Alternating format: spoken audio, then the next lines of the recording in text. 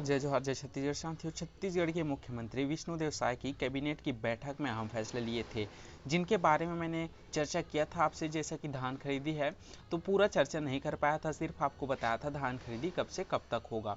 तो उसके लिए आपको और क्या काम कराना पड़ेगा ये आपको नहीं बताया था। तो चलिए जानते हैं।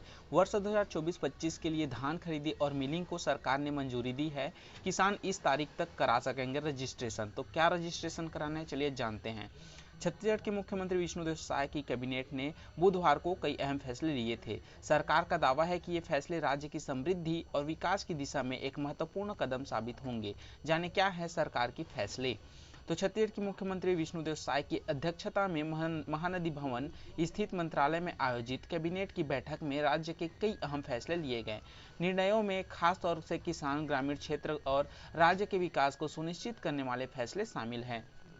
आइए इन फैसलों पर नजर डालते हैं।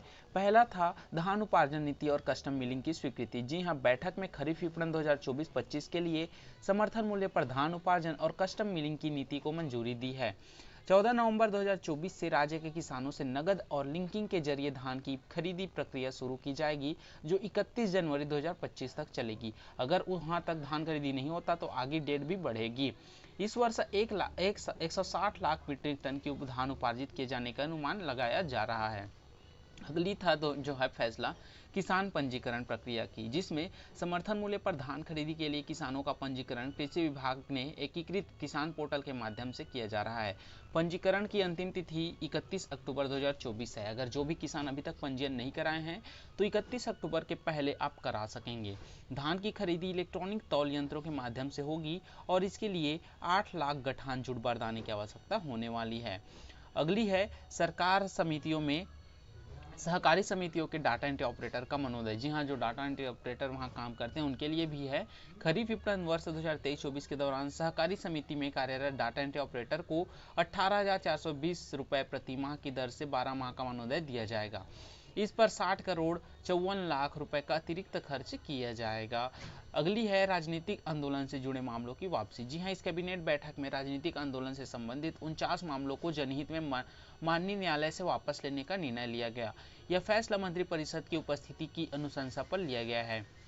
छत्तीसगढ़ पुलिस सेवा आयु में छूट भी दिया गया है। जी हाँ, इसके अलावा कैबिनेट ने 2024 में सूबेदार, उप निरीक्षक, संवर्ग, प्लाटून कमांडर के पद पर भर्ती के लिए अधिकतम आयु सीमा 5 वर्ष की छूट प्रदान की है। सभी छूटों को मिलाकर अधिकतम आयु सीमा 45 वर्ष हो गई है।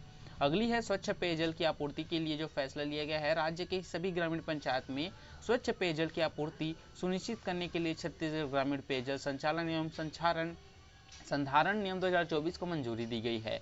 इसके तहत पंचायत की सामान्य प्रशासन समिति ग्रामीण पेयजल व्यवस्था का संचालन कर रखरखाव करेगी। अगली है अनुकंपा नियुक्ति से संबंधित महत्वपूर्ण निर्णय।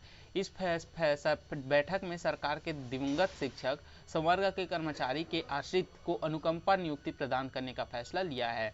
इस निर्णय से पात्र आश्रितों को पंचायत एवं ग्रामीण विकास विभाग के माध्यम से अनुकंपा नियुक्ति दी जाएगी। अगली जो है फैसला लिया गया था वो है लोकतंत्र सेनानियों के सम्मान में संशोधन। लोकनायक जयप्रकाश नारायण सम्मान निधि नियम 2008 में संशोधन कर दिवंगत लोकतंत्र सेनानियों की अंत्येष्टि को राजकीय सम्मान के साथ करने का निर्णय लिया गया। अंत्येष्टि के लिए उनके परिवार को 25,000 रुपये की सहायता राशि प्रदान की जाएगी। औद्योगिक नीति के तहत विशेष प्रोत्साहन पैकेज भी दिया गया। छत्तीसगढ़ राज्य के औद्योगिक नीति 2019-24 के तहत steel down stream projects, ethanol इकाइयों और सीमेंट उद्योग के लिए विशेष निवेश प्रोत्साहन पैकेज को भी मंजूरी दी गई है। इस नियमों में ऐलान के साथ ही सरकार की ओर से आशा व्यक्त की गई है कि सरकार के फैसले राज्य की समृद्धि और विकास की दिशा में एक महत्वपूर्ण कदम साबित होंगे। तो इस प्रकार से अहम फैसले लिए गए विष्णुदेव साय के द्वारा जो कैबिनेट बैठक हुआ था उसमें। तो पूरा जानकारी मैं नहीं दे पाया था, पिछले वीडियो में सिर्फ धान खरीदी को लेकर दिया, तो सभी जानकारी इस वीडियो में मैंने आपको बता दिया है। तो क्या आपको और क्या चाहिए कमेंट बॉक्स में बताइए। कुछ और सवाल पूछना है तो गाइज अब मिलते हैं नेक्स्ट वीडियो में और इम्पोर्टेंट जानकारी के साथ।